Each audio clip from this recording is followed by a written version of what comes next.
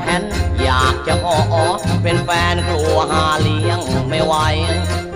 สาวเอ้ยแม่สาวฮิปปี้เธอประหยัดกันดีพี่ก็เลยสนใจหน้าตาเธอก็ไม่แต่งของปลอมของแปลงเธอก็ไม่ใส่เธอปล่อยสวยธรรมชาติคิ้วก็ไม่วาดแต่งเติมก็เอาไว้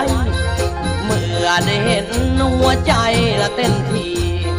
เมื่อได้เห็นหัวใจละเต้นที